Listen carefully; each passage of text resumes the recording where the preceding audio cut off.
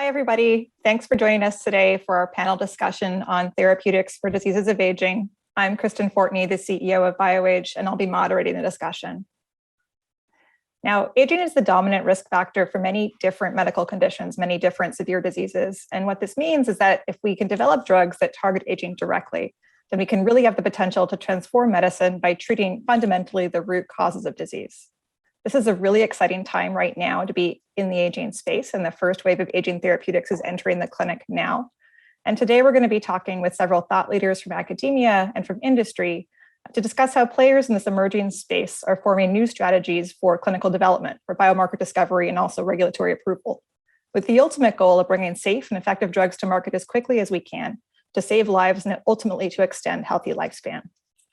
Now, just a brief word on the format. We're going to start off with about a 40-minute discussion, followed by about 20 minutes of Q&A from the audience. So if you look at the bottom of your screen, there's a Q&A button there, and you can ask questions there that will sort of select a few of them to ask of the panelists. So don't use the chat button, only use the Q&A button.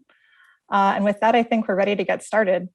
So joining us today on the top here, you can see we've got Alex Zavorenkov, CEO of In Silico Medicine, Jennifer Garrison, professor at the Buck Institute, Bill Evans, professor at Duke and at UC Berkeley, and Sam Jackson, CMO of Elector.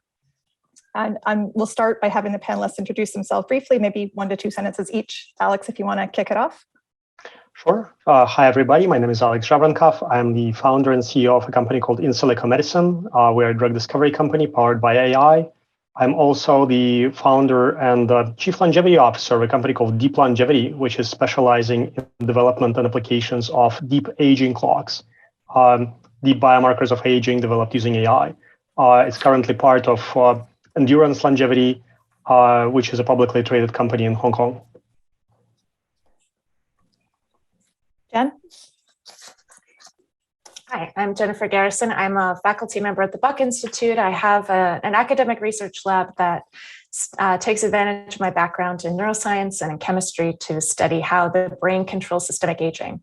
But related to that, in trying to understand how the brain is talking to the rest of the body and how that changes during aging, we recently started studying reproductive aging in females, and that led to the start of a center at the Buck Institute and a global consortium around understanding female reproductive aging, which has been pioneered by amazing support from the BioAge Foundation. And what we're trying to do is truly to build an ecosystem around this research space, because understanding how and why ovaries age prematurely, we think is going to give us really important insights into aging and the rest of the body. Bill? Yes, hi, I'm Bill Evans. I'm a faculty professor of human nutrition at UC Berkeley and professor of geriatrics at Duke University. My interest has been and continues to be muscle metabolism. I was the head of the muscle metabolism discovery unit, GlaxoSmithKline, for a number of years. And I think we're at the beginning of a real revolution in how we think about muscle, because for the very first time, we can actually measure how much muscle is in somebody. And we're finding astonishing things, that muscle is a powerful predictor of risk of disability, of even risk of impaired cognitive function. We just had a paper accepted today that shows that muscle in old people is maybe a more powerful predictor of risk of a hip fracture than bone density. So I think we're really at a tremendous beginning of a resurgence in research in aging and function. And Sam? Thank you, Kristen. I'm Sam Jackson. I'm the Chief Medical Officer of Elector, a company primarily focused in neuroscience that uses immunoneurology-based approaches to therapeutics. Aging is the most important risk factor for Alzheimer's disease, where we are very active, as well as other diseases of neurodegeneration. And I just want to thank Kristen and the BioAge folks for inviting me to be on this panel, and just issue the caveat that the opinions I express today are my own. They are not the opinions of Elector. And I really look forward to the discussion. Thank you. Thanks, everyone. I have a lot of questions I want to discuss with you, but let's start with something fun. So I think that aging is it's a really exciting time to be in this field, right? There's been a lot of scientific discoveries, the clinical translation is really advancing. What is one thing that each of you is really excited about that's sort of a more recent innovation in the field? You want to start, Jen? Sure. Well, I think longevity science is coming around to the idea that everything is going to need precise and more personalized interventions. Right? Aging is a multifactorial process that involves at least dozens of pathways that we know about. And so companies that are focused around aging, I think, are now starting to appreciate that there's probably not going to be some magic bullet, that it's going to be something that is complicated and that requires personalized interventions. And related to that, we're starting to pay more serious attention, I think, to the biological differences between the sexes, particularly with respect to aging, right? The male body, I think, has been considered the baseline for biology for 50 years.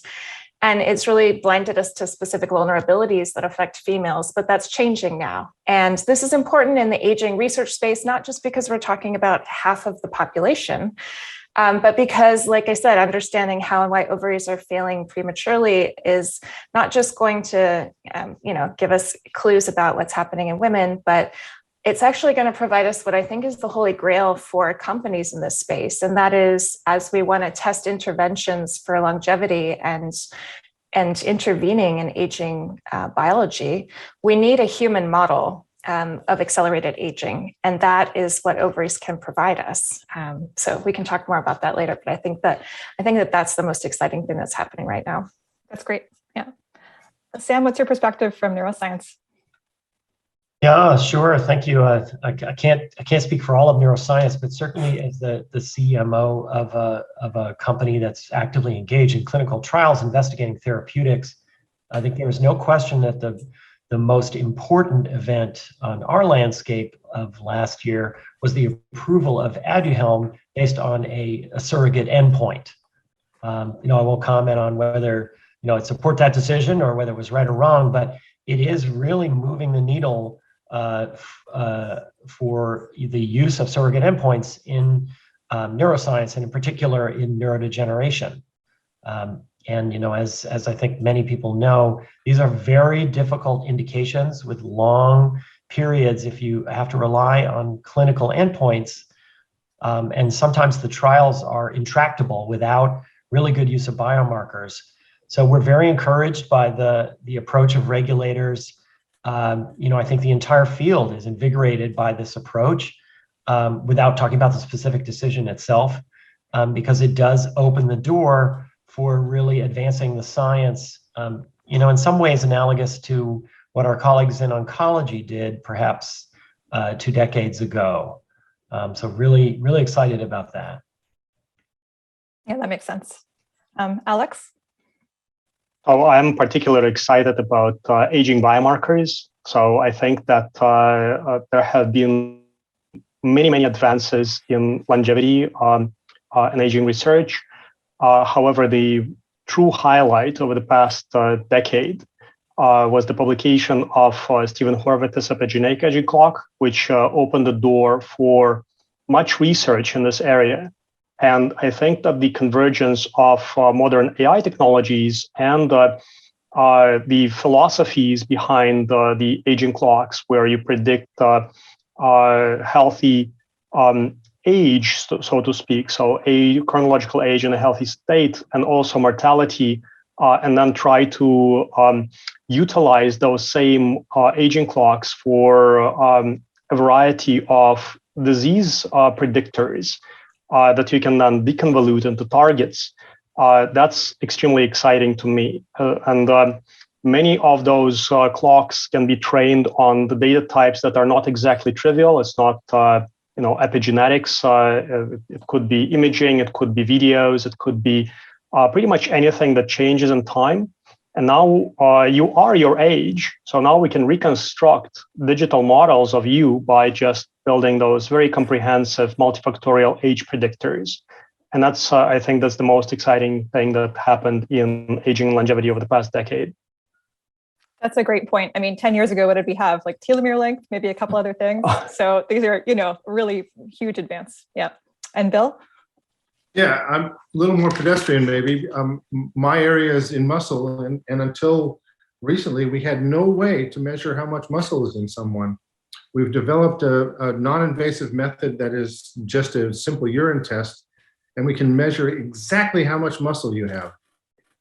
And just as a result, in the past year, we've been funded now to introduce the method into the Framingham study, the Women's Health Initiative study, the longitudinal aging study in Tobago to look at African Caribbeans.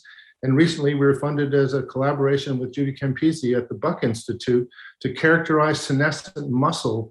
And for the first time, we can actually measure how much is in someone. So I think that what we'll be able to say is the extent to which aging per se, as opposed to all the other things that we do to ourselves, can affect how much muscle we have and what the long-term functional and metabolic consequences of that are. Oh, I think that's a really important point. And you and I have discussed this too, right? In your prior work at GSK, there was all this large pharma interest in these muscle aging indications, but that we're really limited by our ability to actually measure, the muscle phenotype, right? And I do think we'll have this discussion later on about regulatory factors related to geriatrics and aging, because I think for the first time, both FDA and CMS are coming around to thinking about aging per se and what specific indications may be associated with aging rather than diabetes as a general term, for example. So what I think is really interesting is that all of you in your answers touched on surrogate endpoints. And I think there's this understanding of all of us, right? That's really the limitation here, that if you have in your hands a drug that is ultimately going to slow aging, how do you actually prove that in the context of a clinical trial that is practical, that doesn't require too many patients, too much time, that gets to a meaningful outcome, right? So this actually leads directly right into the second question, which is measuring aging, right? Like, where are we today and where do we need to be? Like, what does the future look like? And I think that, like for the metrics that you've discussed, Bill, like when do you see them potentially entering clinical utility? What are the roadblocks there? For these omics biomarkers that come next, Alex, like what's the path? I think it's a really important question, because the thing that has been challenging in the area, especially in muscle, is that we have to do a huge study with thousands of people, and we have to do an outcome study to actually show whether or not the outcome, the intervention has any long-term bad benefits. So use of biomarkers as an early predictor of outcomes in these studies in old people, it's absolutely critical. I don't think we can advance the field without early biomarkers of efficacy. And I think we're really at the beginning of a revolution in how we think about that. Yeah. And also just to translate that into the world of, biotechnology, as many people know, right? We look for proof of concept before we look for outcomes very often. And that's critical to funding companies, to inciting investors to take risk so that we can conduct these experiments, so that we can understand, then take the leap into a pivotal or a registrational trial, or the standard is 2 registrational trials. That's a non-trivial expense for a lot of companies, even big pharma.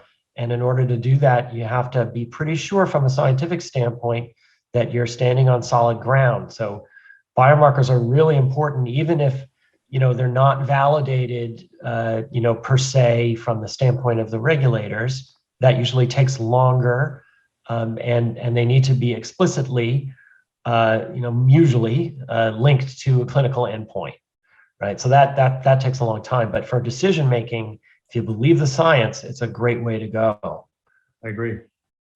Yeah, that's a really important point, Sam, right? Like we biomarkers are also how we find compelling targets, but they're also how we convince ourselves that our therapy is working the way that we think it does, like in the clinic, right? So that's something that we definitely believe in at BioAge as well. And I mean, I also hope for the future where that is the surrogate endpoint, the approvable endpoint, but it's still very valuable along the way.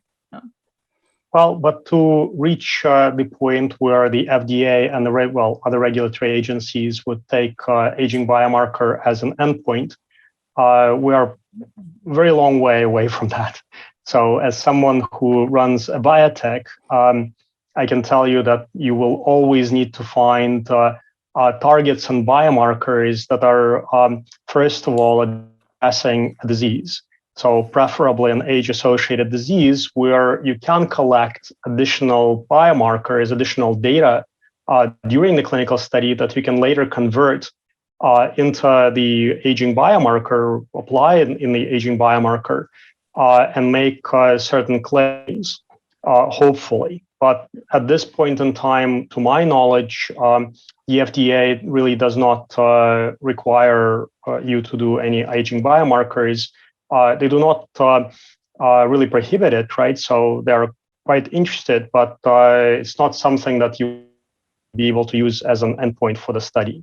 You really need to go after a disease, do everything by the book, do everything actually more by the book than anybody else to ensure that you convince yourself, convince the others, and collect the data in a way that is non-intrusive into your classical clinical pathway, so that you can later utilize it to establish more evidence.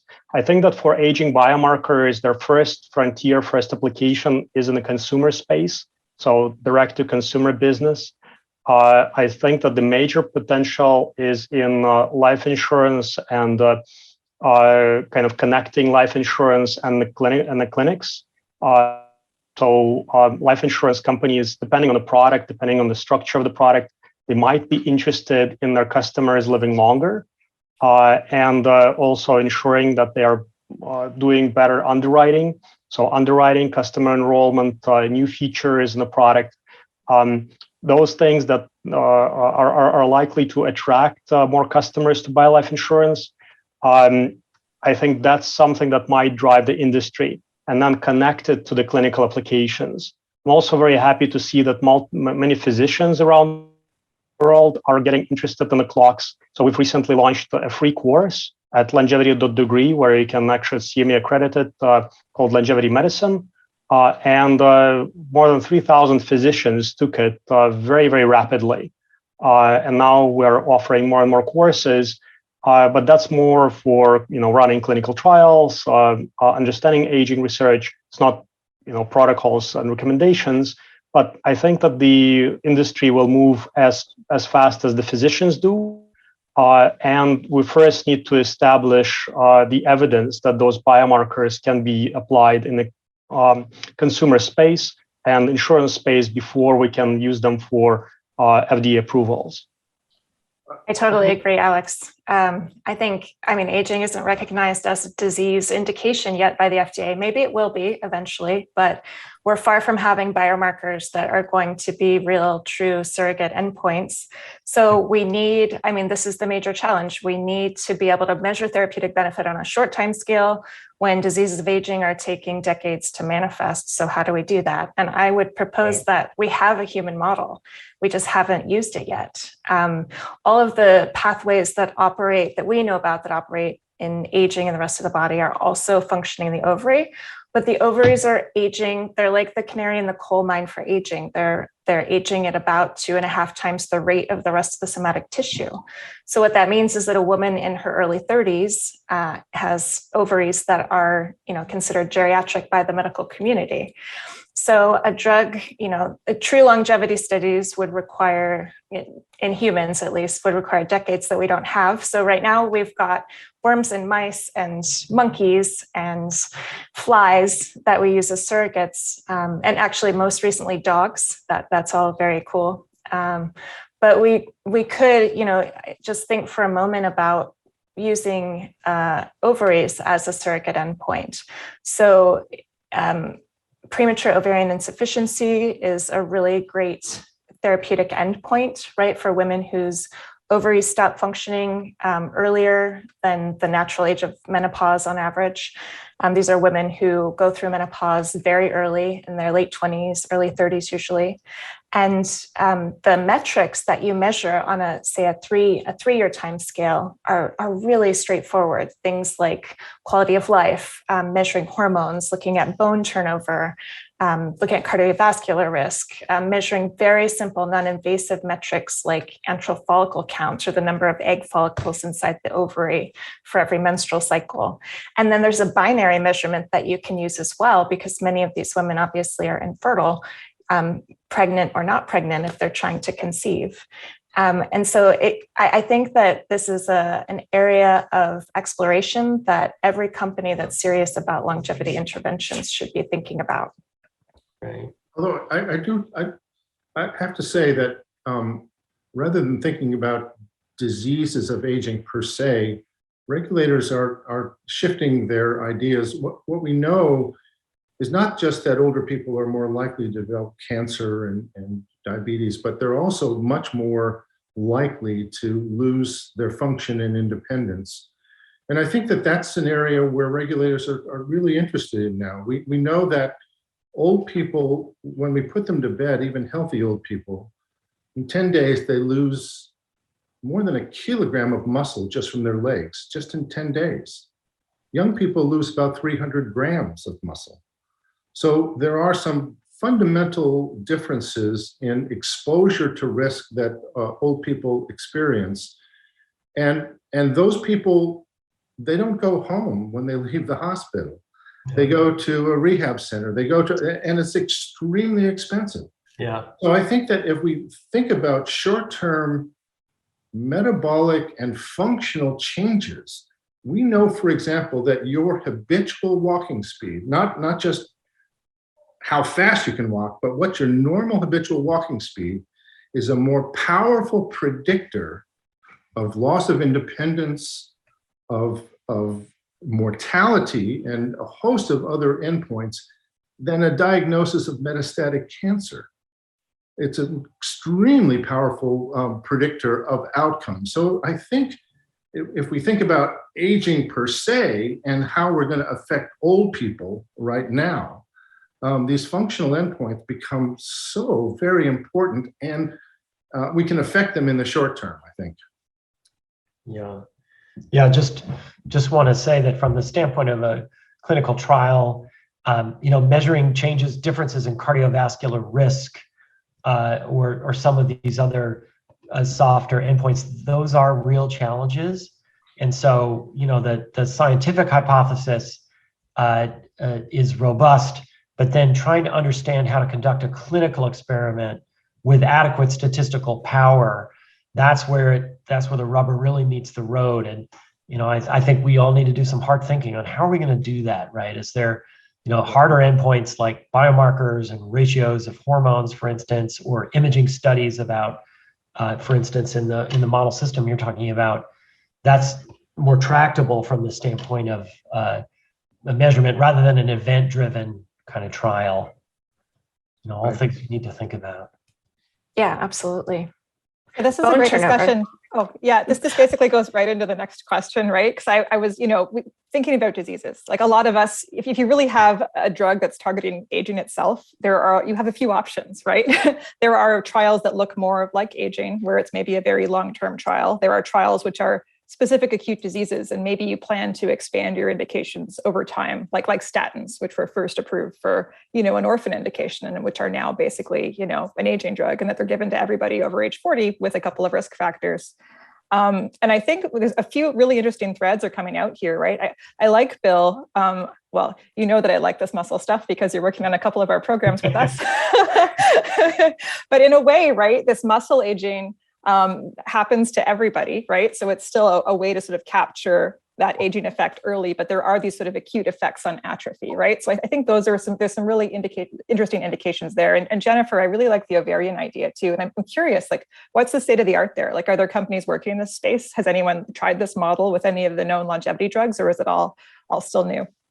I mean, part of what we're doing at the consortium is, we're trying to build out research in this space. There's really been a total lack of basic research in this area. And so most of what we do is actually give away grants to academic researchers. And so we funded 22 different scientists all over the world to ask questions in this area. And we definitely have funded several grants to test specific therapies that we know are beneficial for aging, things like rapamycin.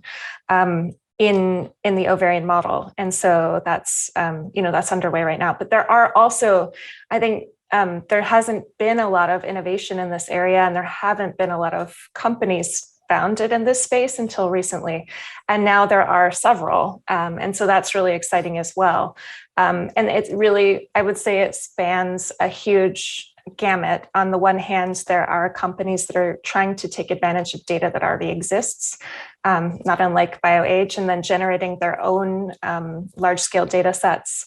Let's see, Rita Health is one that's recently just started. They're building a digital fertility health assessment to try to help women understand where they are in their reproductive span, because the age at which a woman goes through menopause and where she is in terms of fertility is really dramatically different between individuals.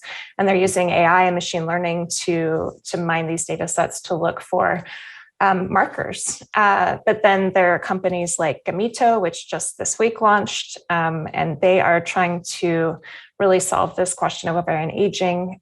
Companies like Evernow, which are focusing on the far ends, looking at customized treatments and individualized, personalized medicine for menopause. So there is right now a surge of really great starting companies, which is super exciting.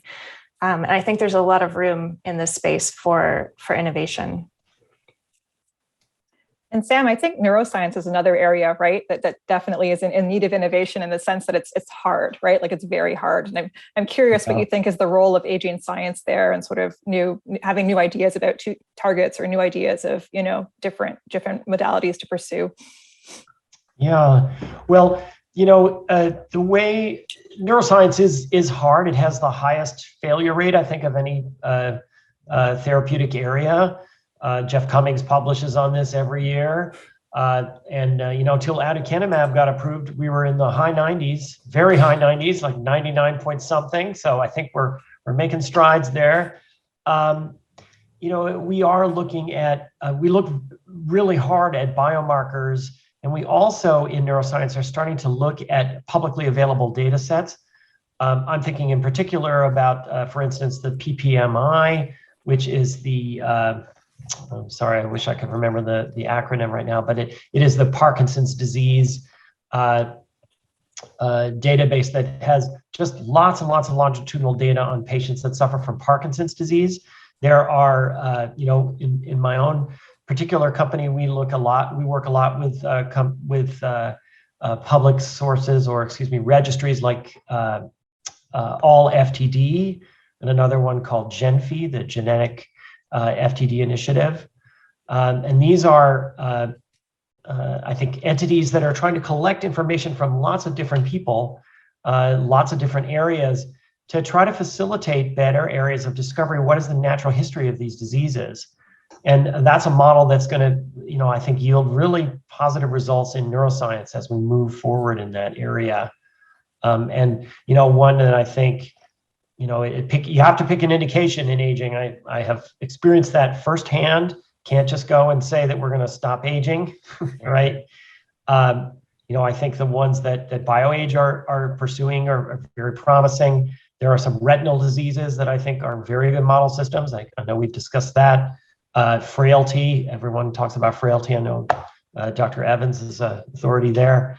Indeed, in this, the ovarian system that Jennifer Garrison is talking about seems very promising, Yeah, I just to amplify what you're saying is, when I was at GSK, we spent $2 billion on anti-aging, $2 billion.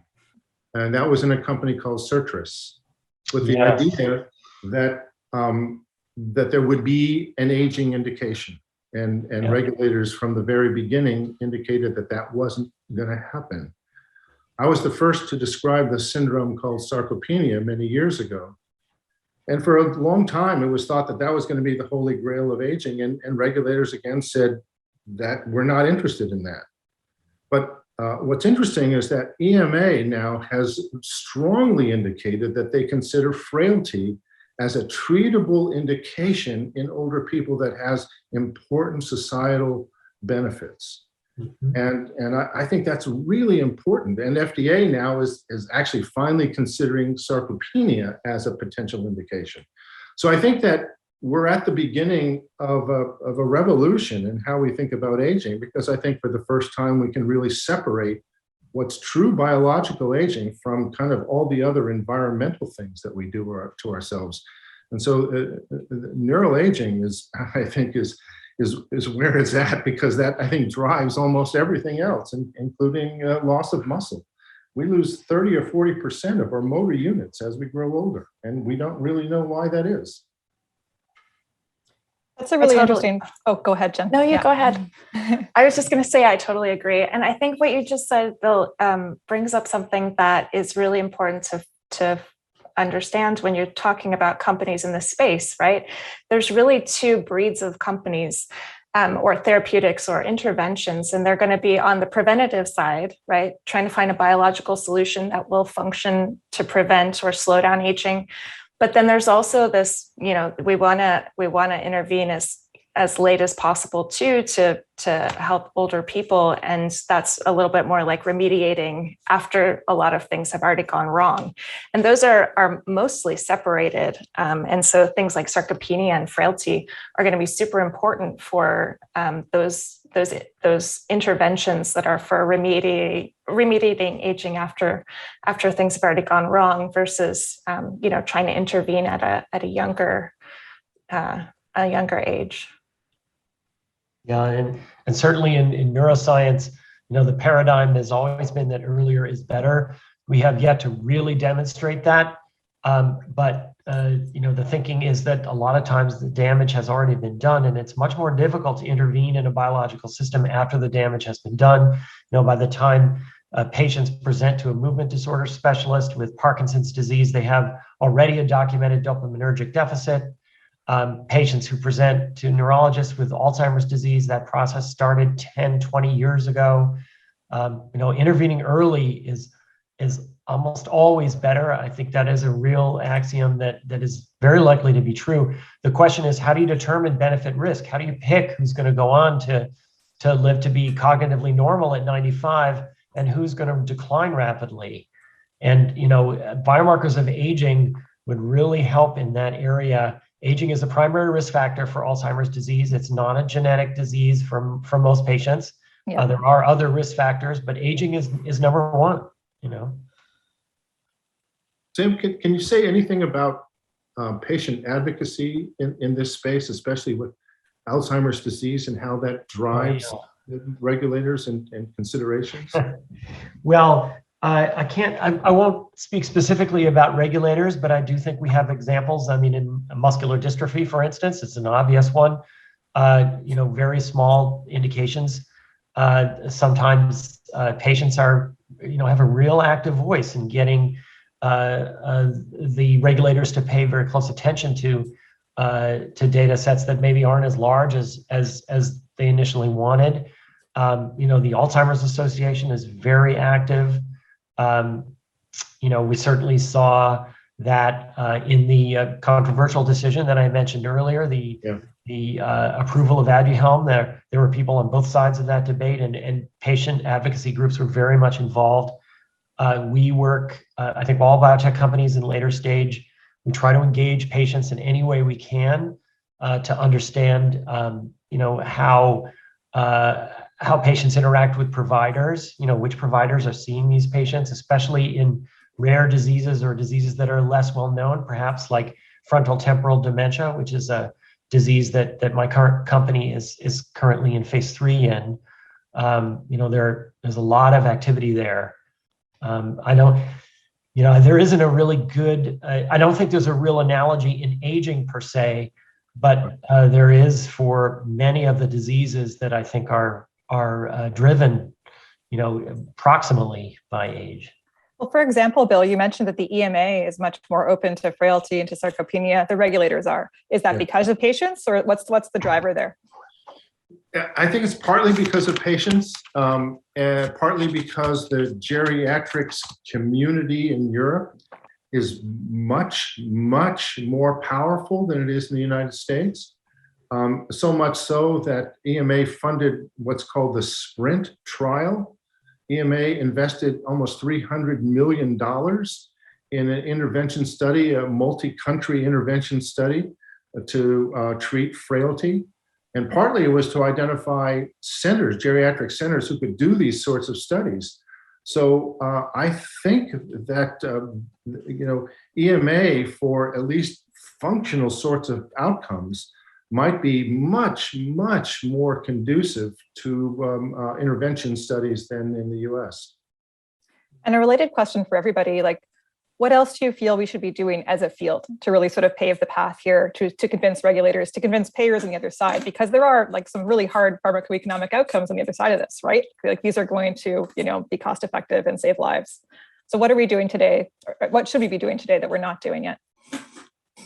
So maybe I can go a little bit as well. I think that changing the regulator's mindset would be extremely difficult, regardless of what you do. You can lobby, you can argue, you can promote. I think that where it needs to start is real tangible advances in the variety of therapeutic areas where we're going to select the targets, if we are going to go after targeted therapies, that have three major properties, and that is they need to be implicated in an age-associated disease, implicated in aging, and ideally also implicated in gain of function. So, my favorite target is PDE5, Viagra or Cialis. Nothing to do with female reproductive longevity, right? Or actually, maybe everything to do with female reproductive longevity. But we recently saw that that target is implicated in aging, longevity, gain of function. Gain of function you can feel, right, if you're male, and it goes after an age-associated condition. So I think that targets like this in a variety of diseases would make a really nice business case for investors, because they would be investing in something real, right? You are going after a real disease. But at the same time, your side effect is longevity. And I kind of must applaud you, Kristen, and BioAge for highlighting some of those targets as well. So you have PhD2. I also have PhD2. Good target. So don't fail. You cannot fail. You cannot fail. Remember, I'm not sure, Darth Vader, design it very well, because the industry is riding on you right now. It's a great target. I've got a gut-restricted molecule there. And I think that targets like that would make it worthwhile for everyone. So you first need to ensure that investors are happy, right? And they, to date, from what I saw, every longevity company that went directly after longevity failed, or it was fraud. So you need to work within the current regulatory environment, with the current pharmaceutical paradigm, and Bill, you've worked for, GSK, and they did Certris, right? And that is a very controversial company, right? And a controversial acquisition, and we're not sure, what worked and what didn't. But actually, that was a very early attempt at doing what I've just described, right? So something credible with an longevity angle. And I hope that we will hear more and more cases like that. So, and Kristen, again, PhD2, do not fail. I think the comments are No really pressure. Coming for the HIF. Yeah. I mean, I think we're all basically agreed, Alex, right? Like every serious company in the space is sort of pursuing an acute, well-defined disease first, because that's kind of because you sort of only want to worry about one miracle at a time, right? Like you want your drug to work, you don't want to also sort of redefine what you're testing it for. At the same time, I would like us to see us start to work together to sort of maybe accelerate the path to a broader approval, right? Because we know it can happen. It's happened before with statins, but it took 20 years, right? So that's not going to be what most of us do during our day jobs, right? But I think that coalitions of companies working together can help affect change in the long term. I think that there is an enormous halo effect around aging and anti-aging that whatever the breakthrough indication is going to be huge. GSK, while I was there, acquired a drug called Lovesa, which you may be familiar with. And Lovesa is essentially purified fish oil. And its indication is only to treat hypertriglyceridemia. And yet, prescription sales of Lovesa are greater than $1 billion. And so that tells you that there's a lot of off indication prescription because of its purported effects on aging. And so if you have an actual drug that has some effect on aging, it's going to be enormous, irrespective almost of what the indication is going to be. So I think that the potential is unbelievable right now. And I know I work with Kristen, but I think BioAge is doing it the right way. I think that's another really important point, Bill, right? Like once we have something that really works, that has like a strong effect size, that's really reproducible, that's going to drive change, and that's going to drive more widespread adoption across a broader indication space. Right. Yeah, and I would also just interject a note of caution because, there is a lot of, I'll say, pseudoscience in this area too. Yes. And, we have to, I think it's really important, and everyone on this virtual podium, if you will, is interested in serious science, but there is a lot of peripheral stuff out there, and that has the potential to taint a lot of really serious work. It's scary. And, everything from, I won't mention any names, but if you're watching late night TV, sometimes, confession, that happens to me. I marvel at some of the claims that are made for various supplements and, wonder how those things get decided or perpetrated, if you will. And I do think that, the first success here has got to be based on rock solid science. And I know, and that will pave the way for more really great science on which we can all build. You're absolutely right. Totally agree. Yeah, clinical efficacy that you can't disagree with, right? So Right. Yeah. Right. Yeah. Kristen, as a neuroscientist, I'm totally biased, but the idea that neurological disease or neurodegenerative disease can be some kind of an accelerant for evaluating aging is, I think, really an important point. And they're a little bit ahead of us in terms of, but there are a lot of parallels, right? Because these are polygenic, usually multifactorial, complex diseases that have lots of different causes, co-occurring symptoms, and also interact with environmental influences on top of genetics, much like aging. But there are companies now that are tackling this in the right way, and they're going to have to deal with the FDA in terms of, potentially combinatorial therapies and things like that will hopefully pave the way for the things that are coming down the road in the aging space. That's right. Yep. Yeah. We published just this past year a cohort study looking at muscle mass in a huge group of older men in their 80s. And one of the things that jumped out was that muscle is more strongly related to instrumental activities of daily living than activities of daily living. And instrumental activities of daily living is can you keep a checkbook? Can you drive? All of these things that are important with daily living that have little to do with, actual strength and function. So it's an enormously powerful relationship that we didn't expect to see. And obviously muscle is the one peripheral tissue that's hardwired directly into the brain. And I think it's a reflection of kind of what may be happening to neurological aging as well, as a good biomarker, perhaps. And there's all these interrelated systems, and it's all complicated, right? And that So let's switch topics. And another thing that came up in the themes of several of you is we're looking at all these biomarkers. We're using these new, omics modalities. We're using genetics, not just for biomarkers, but really to find targets, because neurodegeneration is hard, right? You need lots of human data to find interesting targets. Ovarian aging is hard, right? So I'm curious to get your perspective on how these modern technologies and algorithms have really changed the way we do science, changed the way we find compelling targets. Alex, Sure. If you want to take that one to start. Well, my favorite topic. I figured. I probably one day should write a book on target sciences now, right? Because now we have a system called PandaOmics, which integrates more than 60 philosophies for target discovery.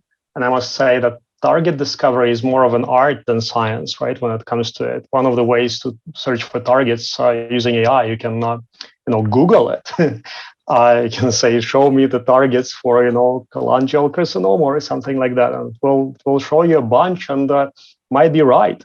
I'm pretty sure that many pharma companies are doing that now.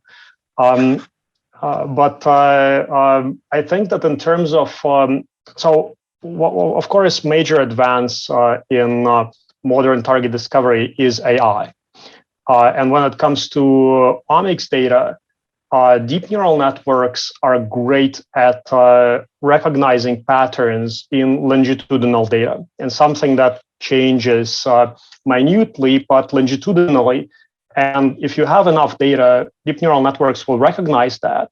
And then you can, especially if you're predicting age, and age is such a beautiful feature because it's present in every living organism. So everything that lives has age. So you can build multi-factorial models with many, many features on the input layer and just one feature on the output layer, age. And even if your data looks like Swiss cheese, very often with many holes, very often you can still train those networks. And after that, use very simple algorithms like permutation feature importance. Everybody on this call will understand how it works. You basically take a bunch of features that are coming in, randomly shuffle one, and see how how much contribution does this feature make to the accuracy of the predictor. So you can construct the histogram and see which features are important. And there are many, many other techniques to make those deep neural networks interpretable. So then you take those histograms, let's say 15, 20 most important features, put them into biological pathways and see if it makes sense. And you can apply other ways to look at biological relevance, establish more confidence, establish more kind of business intelligence. But that's one of the ways to select targets from those predictors. So that's where you can build a biomarker, you can build a predictor, and at the same time identify targets. And then you can retrain some of those deep neural networks on diseases, so add an additional neuron on the output layer that would be age, and use transfer learning to understand what features are implicated in both. So very simple way to explain it, maybe not as easy to implement, but now it's even in the consumer hands. And now that we have the availability of data through initiatives like the UK Biobank, I mean, that's a massive, wonderful initiative. Thank you, UK. Let's take a second of silence and kind of commemorate those wonderful pioneers who brought this system together. And there are many other systems like that coming together all over the world. And Sam named a few that are relevant to Parkinson's. There are multiple other systems. For example, if you're studying psychology, there is MIDAS, Midlife Study in the US study. Amazing. Lots of survey data every year, millions of dollars spent. You can utilize those surveys for building psychological age predictions. Now you can use something that you can interpret as a human and find wrinkles in your psychological data and see if your algorithms are performing well on something that is super interpretable, and then retranslate that into omics or train on many different previously disconnected data types. So I think that those two areas are coming together. Three areas. It's AI, the algorithms are advancing and are becoming mainstream. You've got more availability of data, availability of healthy data, and you've got better understanding of aging research. But of course, it's going slower than we expected. So everybody on this call who is listening, get into this field. By the way, we're hiring. Right. Go ahead. Yeah. Oh, yeah, go ahead, Jen. Oh, I was just going to say, I'm listen to Alex and go work for him too. BioAge is also hiring. Oh, go work for Kristen. Or the lecture. Okay. What I was going to say is that, in some ways, so the brain is obviously a very, very difficult and intractable system, but the best examples I've seen of this so far are where there's an experimental system that's tractable and human that can be paired with the AI and with the deep learning algorithms, right? So let's see, Herophilus, which is using patient-derived organoids to do phenotypic screening, but on a huge scale, and then using AI and bioinformatics to really look for those phenotypic features, and then going after the targets for these complex neurological diseases. Kristen, I wanted to challenge something you said, which was that ovarian aging is difficult in the same way that neurological diseases are difficult. It's not, actually. It's just that there's a total dearth of information in this space. We just need to do some basic science. Yeah, but what, putting together an experimental in vitro human system to screen on is actually going to be fairly straightforward. So I think there's just a lot of promise and a lot of opportunity in that space. Low-hanging fruit, potentially, right? Low-hanging fruit. Yeah. Okay, I'm going to cut us off here. I'm just getting texted that we want to save some time for audience questions. So we're going to end with this sort of planned discussion with one fun question. And I want you guys to make a prediction and, please be bold. So something that where could the field be in 10 years if things go right? What are some things that, could be achieved in a 10-year timeframe? Who wants to go first? I'll go first. I think that what may be driving discovery is the enormous cost of taking care of old people. I was asked to testify before the Senate Select Committee on Aging on how to save Medicare. And the statistics for Medicare are dire. We're going to run out of money really quickly. And so what do we do about that? And so I think that this is going to be driving a phenomenal growth in aging research, because as we think about ways of keeping people healthy till they die is really what we're going to be looking for. And in 10 years, I think that there's going to be an explosion of new therapies, not just drugs, but a whole host of technology-related assistance devices for old people to keep them independent, because that's what old people want. They don't want to live to be 120. They want to live and be healthy until they die. That's what they want. They don't want to be dependent. Yeah, I think perhaps I'll go next. I think in 10 years, we are going to make incredible strides in selection of patients for individual therapies. So this is perhaps the other side of the coin, as opposed to developing smaller and smaller indications for more precision medicine approaches, but instead really understanding how to use imaging and consumer-led biomarkers. There is a test, for instance, for amyloid beta that is now available to the consumer that is a blood test, right? There are PET scans for amyloid that are pretty expensive and hard to do, but that's going to get easier. I think there will be an alpha-synuclein imaging agent. We will be able to choose patients who can benefit from some of the great therapies that we think are coming down the pike. And that will lead to a better application of, judicious use of drugs and other therapies in a way that is sustainable for a society that cannot spend 100% of GDP on medical care. I think, Bill, I think that's where you're going, right? We can't spend. That's going to motivate a lot of change. Yep. Yeah. That makes sense. Agree with Sam. It's going to be about tractability. We're going to know what's meaningful, how we're going to study it in a reasonable amount of time, and how we're going to fund it. Yeah. Well, I'll make a prediction. I think that in 10 years, we're going to see some of the first drugs that were discovered using aging research go through clinical trials for age-associated diseases and on the market and be repurposed for aging. So that's kind of my hope. That's my goal.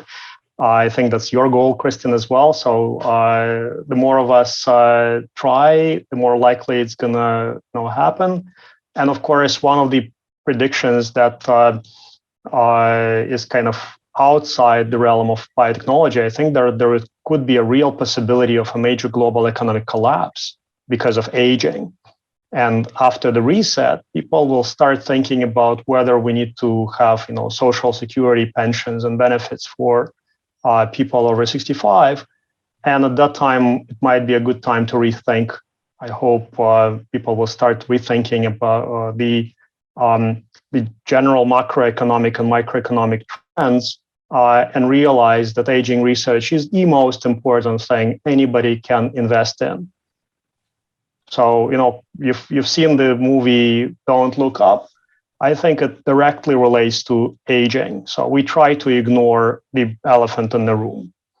And I hope that elephant will crystallize soon. Thanks, everyone. Really, really great predictions. We're going to move now to some of the audience Q&A. There are a number of interesting questions. Some of them are more appropriate for certain people, but everyone is welcome to opine. So we'll start with, this might be a one for you, Bill. Can the panelists share their views on functional versus molecular biomarkers in age-associated diseases? Is one kind more favorably considered by others than regulators? In that context, how do we interpret the disappointing results of the 6-minute walk, in BridgeBio's trial most recently? But it's a tricky endpoint in general. Yeah. 6-minute walk distance is a difficult one, and yeah. It was that caused the death of a couple of drugs in muscular dystrophy because FDA demanded 6-minute walk distance, and a 6-year-old boy could care less about walking 6 minutes. I do think functional endpoints are going to be the things that regulators are going to be most considerate of, and one of the things that is interesting is that while physicians get reimbursed for a whole wide variety of things, geriatricians don't get reimbursed for measuring function in their patients. And so they don't know how function may be changing from year to year, for example. And just getting CMS to reimburse a doc for measuring habitual gait speed or how fast you can stand up out of a chair would be a tremendous advance, because then a doctor can see how their patient is changing in the short term. Right now, they have no idea other than saying, well, how do you feel? So I think that the FDA has made it clear that they could care less about biological endpoints. They could care less about even hard biological endpoints like muscle mass. If it doesn't matter to the patient, it's not going to be approved unless there's a huge, strong advocacy group, as Sam suggested, for example, in DMD. But I think we have to pay careful attention to these functional endpoints in geriatrics. It's so important. That makes sense. Let's take another one. So funding aside, what do people believe is the biggest bottleneck right now in aging research and aging science? Who wants to take that? I'll take that. I think the availability of great talent is the biggest bottleneck, especially when you're talking about commercial biotechnology. It's very difficult to recruit amazing people. So you need to grow them. And, if you want to work for me, for example, in target sciences, you'll need to pass the kind of Javankov test or Javankov minimum. So you need to name a bunch of targets. You need to know your pathways. You need to know the basic drugs and the history of how those drugs got discovered. And very often people come with a lot of passion, but they just don't take time to to understand basic biology and, take advanced cell biology 101, right? Or 201, whatever. And they don't know their pathways, they don't know the background. So I think that's very important to have the new generation of people who do the entire 9 yards and get their PhD, and then they're extremely committed to longevity. So currently there is a disconnect between passion and knowledge. And I think that we need to have more expert people in this field. So actually, Kristen, you are a great role model for everybody. Just be like Kristen. Partly it's still a small field, right? I think is the challenge. Like you go to most major universities and maybe there's a handful of, great PIs who work on aging, but then tenfold as many who work in oncology. The same is certainly true of biotech, right? So yeah, talent is definitely an important bottleneck. Yeah, I remember you when you were still a young graduate student at the University of Toronto. Yeah, so you did I've probably known you the longest of yeah. anybody on this call. That's right. Yeah. We're trying to fix this, Alex, and maybe you can, maybe offline we can talk about ideas for this. One of the other hats I wear is as associate director for the PhD program in the biology of aging, which is joint between USC and Buck Institute. And one of the things we talk about a lot, because I was very privileged to have my PhD at UCSF, and in chemistry and chemical biology, I had access to all sorts of people in biotech. I spent days at Genentech. I collaborated with the company. It was, there was no difference between Peter Walter down the hall and going across the street to 5' and doing experiments there. But that's very unusual. And so we talk a lot about how to bridge that gap, and to, even if we're not going to train people to go into biotech necessarily, we want to train them how to think about recognizing things that are translatable in their basic science. So we're working on it. Exactly. I know this program very well. So Maria Konovalenko, I think, was the first one to graduate from that, right? Under Eric. And that's a really nice, also another role model everybody should follow. Then she also married Nat David, who founded Unity Biotechnology. So that's probably one of the kind of famous couples in this industry. So see, big change in the industry. We need more couples like that. I mean, in a global sense, one of the reasons why Europe has a much better developed geriatrics system and many more geriatricians is reimbursement. In the United States, the geriatrician is the least well-paid of all specialties. The National Institute on Aging is the least funded of the institutes of the NIH. And so I think that it'll take some political movement as well. I think that it's not just, in the US, geriatricians choose their specialty for a lot of reasons. The last one that they choose is for financial independence. Yeah. And that's really very unfortunate. It's quite different in Europe. Right. But I do think that, speaking as someone who was a medical student and did choose a medical specialty and looking at all these things, there are parallels. There was a war on cancer. Remember that? Actually, I don't technically remember, but I remember that led to a huge increase in cancer funding, which led to a huge increase in the biology, and then having tractable, therapies that excited people. When I was a medical student, the mantra for neurologists was show your patient the lesion and then show them the door, because you couldn't do anything, right? Now that is changing, right? So I expect to see a huge explosion in investment and interest in helping deal with disorders of the brain and other neurological systems, right? So I think aging is getting there too, with the great biology that you guys are investigating and that others are investigating. That will excite a lot of people.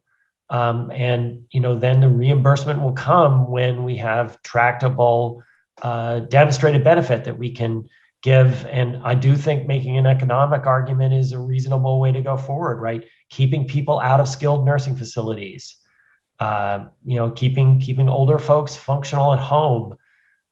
We talk about the tsunami of Alzheimer's disease. I mean, it is a massive economic hit that's going to hit, the Western world. And those are things that we all need to address. I mean, as all of us in society need to worry about that. Yeah. One related question. So how important is lobbying? Someone is asking, like how much, how important, how key is that? Like, it sounds like it could be transformational. Maybe it's not necessary, but it could be transformational. What's your perspective on that? I think it will take a political decision to change a lot of the things that seem intractable right now. So lobbying becomes really important. Unfortunately, we don't have a really powerful aging lobby group, which is, and I think that's what's going to be needed. We need patient advocacy around aging related issues, and we simply don't have that right now. And I think that's what it's going to take.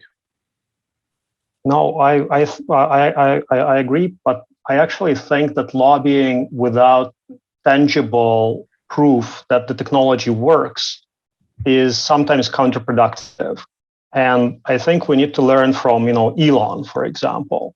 So until you show everybody that you can turn longevity biotechnology into a commercially successful enterprise and really demonstrably show that we can develop a really nice for a major age-associated disease, turn it into a commercial success, and utilize the proceeds to do more. You won't be able to, lobbying is not going to help. So we really need to have more successes in the clinic for drugs that we've just described, for that have those properties of an ideal drug.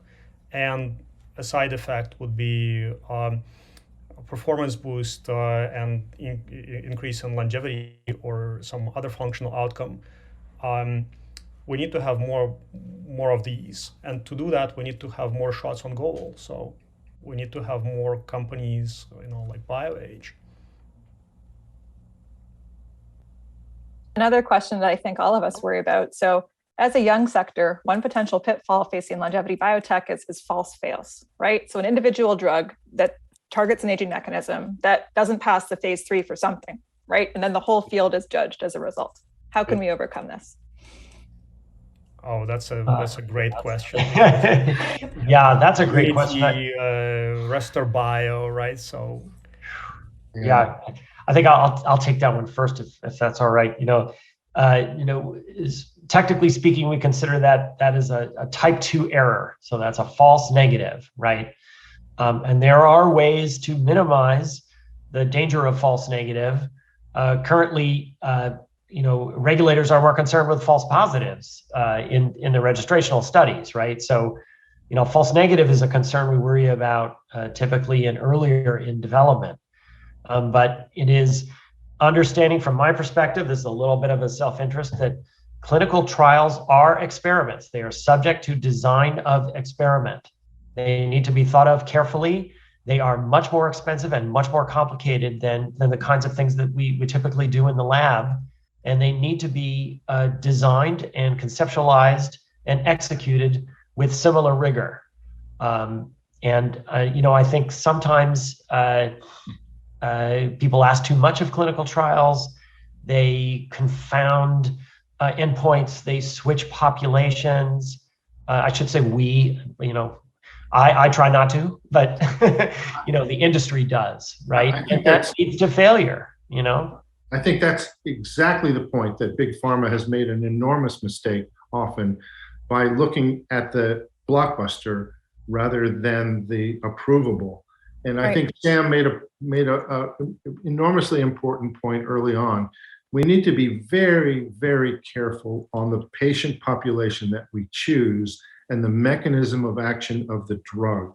And if we do that carefully, and as Sam said, if we design the intervention appropriately, the potential for error is greatly, greatly minimized. It's not ever going to be zero, but we need to think about what's approvable first, rather than the big blockbuster drug that big pharma always is interested in, because that's led to but enormous also failure. It's important to understand that biotech is it carries a lot of risk. So if you look at just normal biotech and cancer, the approval rates are pretty low.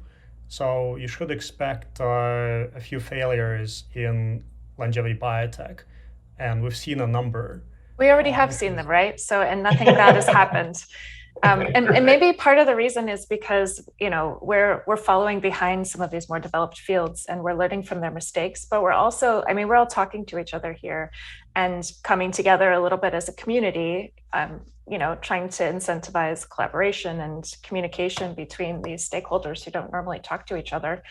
And I think all of those things you just said are right. We're going to be more careful about the patient populations we choose. We're going to spend a lot of time thinking about what the biomarkers and the indication should be, and then hopefully that will, define the room for innovation, and we can take those hits, and we expect them, right? Yep. Yeah. So Kristen, do not fail. I think we, like you, Alex, I think are trying to address it internally by having a portfolio, right? Like, not just one drug, but many drugs. And somebody mentioned Bridge Bio today, right? Did you look at that portfolio? Yep. Yeah. So one failure, right? And the entire company goes down from, the high flying superstar to the bottom, basically trading very, very low. So portfolios work in your mind, but the lead asset, that's something that you really need to work on. You're still very much judged by your lead. Yeah, that's right. You're still very much judged by your lead asset in biotech, for better or for worse, right? That's right. Yeah. Absolutely. Yeah. Yep. Absolutely. Yeah, I want to riff a little bit on Alex's point about learning a little bit from Elon, and I suppose he means Elon Musk, right? So there isn't another Elon that many people talk about. He developed a compelling, exciting product in the setting of a lot of doubt, right? Persistent doubt. Could he execute? Would people like the car? Would the infrastructure come? And the thing is, he built something so cool. I don't have one, but he built something that's cool enough that then if you build it, people came, and they decided to, and that did trigger a lot of things, and it dovetailed very well, with a lot of the other concerns that we have about climate and about use of power. And that now you see everyone else is getting involved as well. And but actually GM had an electric car that preceded the Tesla by many years. I don't know how many, but it's been a while. So there is a question of technological innovation and timing, right? The environment, the scientific environment, if you will, the industrial environment needs to be right. And I do feel like that we are there. Certainly we're closer in aging and certainly in neuroscience. We've seen this already. There are a lot of other companies besides mine, the one I work for, that are, getting funded and doing really interesting things in the clinic. So it's an exciting time. Well, that's exactly right. Like once something actually works, definitely works. That's going to drive change. That's going to drive more funding. That's going to drive more bets. That'll be really transformational for this field as for others. I had a similar discussion with Andrew Whitty, who was the CEO of GSK at the time. And he viewed the research that we were doing in muscle to improve function very, very similarly to antihypertensive therapy in the 40s and 50s. He said there was nothing. There was no treatment at all. And the first treatment wasn't very good, but it worked. And then it triggered enormous explosion in antihypertensive drugs, because now the companies could make money. I don't think we can rely so much on the government to do the funding, because I think it's going to be driven by like companies like BioAge, and I think that that's the way to think about these. The first one that works, boy, it's going to be incredible. But I mean, we have one that worked for aging indication, and it led to $1 billion drug, and that was Fosamax. You know. Yep. That's right. Yeah. Moving on, someone else has a question about large pharma and their perspective on sort of prevention versus treatment, you know, because right now, well, I guess you touched on this too, Bill, right? Like they're going after the blockbuster indications, right? But what about prevention? And this is sort of ultimately where an aging drug could go. I mean, this is really where statins are today, but nevertheless, there's still not too much investment in sort of like other regulators have a really tough time with prevention, I think. So you think that's the major hurdle for the regulators? I think so. We have a drug right now that can prevent diabetes and probably increase life expectancy. It's called metformin. Yeah. And you know, it's not approved. It's not approved as a therapy. And if FDA approved it, then docs could prescribe it and, you know, get reimbursed. But so prevention, we have a drug that we know prevents diabetes, and yet, you know, it's not being used for that purpose. So I think, you know, I think it's regulators that are going to be helping to determine what's going to be a preventative drug. And I think that is going to be a tough one. Yeah. Now, the metformin example is an interesting one. You know, I think I don't think anyone on the podium actually understands how metformin works in that setting. And you know, I think if we did seeing the clear epidemiologic evidence, which I think you know I can say is very strong in some settings, and then coupling that to an understanding of the biology, that becomes a pretty good combination. And we have half. I mean, the other thing is that you can get metformin for pennies, right? So there's no incentive. You know, I know there's still a trial that wants to be done that's trying to get funded. I think it's called the TEAM trial, right? That still has not been done. Yeah. To really test that hypothesis. We've seen it in animal models. We've seen it in large clinical trial data sets where patients on metformin, they have lower cardiovascular risk. They do appear to do better. You know, but why, right? And I know that companies like Kristen's and others are really investigating this. You know, maybe it's a great lead or a great tool compound to start with and figure it out. But you know, metformin's a tricky one, right? It's been in millions of people over decades, and there are still review papers saying, "I wonder what it's doing." You know, right. So yeah. So actually, this year is going to be 100 years of metformin. Yeah. Wow. Exactly 100 years. And just to kind of highlight the point that so big pharma is looking at aging very carefully. So you know, like you know what we do, right? So we're in every pie, right? So many of them have prioritized SASP, for example, senescence as a biological process, and also senescence fibrosis, senescence something else. To identify targets that could be later purposed towards a range of diseases and to look at those blockbusters. So pharma is looking at that at the very early stage. However, you know what the predictivity of that is, right? So very few of those internally discovered targets make it into even the pipeline. But there is a lot of research in this area, so I'm pretty sure, you know, if I were to estimate, they probably spend hundreds of millions of dollars on that type of research. I agree. I think they're more actively interested in aging today, where they weren't just a few years ago. Yeah. Yeah.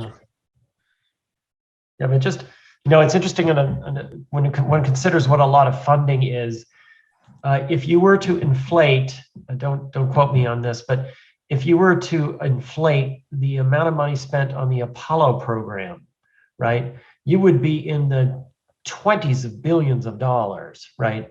And we aren't spending that kind of money on this question, right? So there is a lot more that can be done. And I'm not suggesting that the government should be doing it, right? I think Bill's probably right. It's going to be private enterprise and innovation. I do think that's the model, maybe with some better cooperativity and some better thought about, you know, how can we consider benefits to society that aren't immediately quantifiable, right? Maybe there are market externalities that are escaping the venture capital model for now. But it is it is underfunded, right? I mean, I think that's also true. Right, considering the magnitude of the problem. Military is $2 trillion. I'm sorry. Yeah. So it's the other way around, right? Yeah. I know that the war on, when we do a war on disease and we spend less than billions of dollars, I am encouraged by the spending on COVID, I have to say, and unfortunately that became an imperative. But I think to get out of this, we're now going to have to figure out a way to vaccinate a lot of people, and that's going to take billions of dollars. But we are losing trillions of dollars in economic output because of COVID. Yeah. So it's no question there's a return on investment there, right?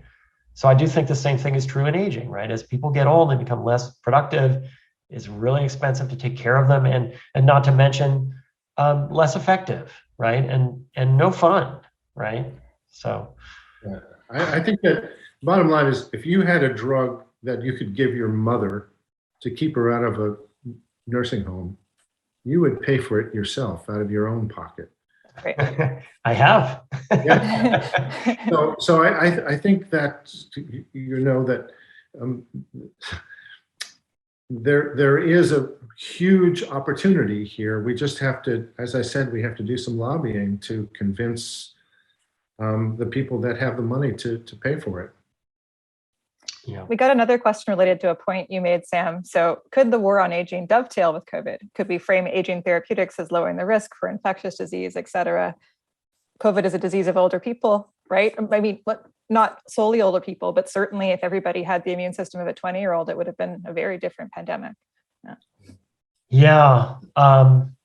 That's a hard question. I think moving away from the COVID model, because if you think about the selection pressure of a virus in that sense, the directed evolution, the virus would have figured out how to go after, whatever hosts were there. I think it manifests. It certainly, we know that it's a more severe disease in older patients. That's for certain. I think if you position that a war on aging, or I don't like using a war analogy. I'd rather let's all come together and solve a problem, right? Let's have the anti-aging team, or the we used to call it the health span. I think that term is still used, right? You want to maximize the health span. People don't want to live to 140. They want to be well and healthy and active for the rest of their lives. I do think that's true. I think that's the kind of discussion. Like, why isn't the American Association of Retired Persons super involved in this? I think it's because their constituents, I'm going to venture, I don't know, have not really made that a major concern for them. Their primary concern is Medicare, making sure that Medicare is still solvent. I've gone to AARP to lobby myself, and they are a single, not just Medicare, Social Security and Medicare. That's all they're interested in, unfortunately. Right, but I would submit that is probably the most powerful lobby in, on the Hill. There are others, right? And don't need to name names, but that's a very powerful group. And what can we do to excite them? What can we do to excite people who are getting into their 60s and 70s and 80s and want to continue living productive lives at home? As you say, we know that they spend a tremendous amount of money on the stuff that you see on late night TV. Yeah. So they're looking for something. They're good. They're good salespeople out there. They're good marketers. The message gets through. So. All right. Well, I think that's going to be our last question. We've made it basically to an hour and a half. So we did use up our full amount of time, but thank you so much for coming today. It was a really exciting discussion. And I'm sure we'll have many more in the future. Yeah. Thank you, Kristen. Thank you, Kristen. Yeah, thank you. Really fun. Thanks, everyone. Super fun. Please attend Aging Pharma Conference in September. We're It's a great organizing conference. every year. Yeah, if you are on stage, you are somebody. It's 4 days, and It's going to be the 9th annual. It's in Copenhagen. It was on site 2020, 2021.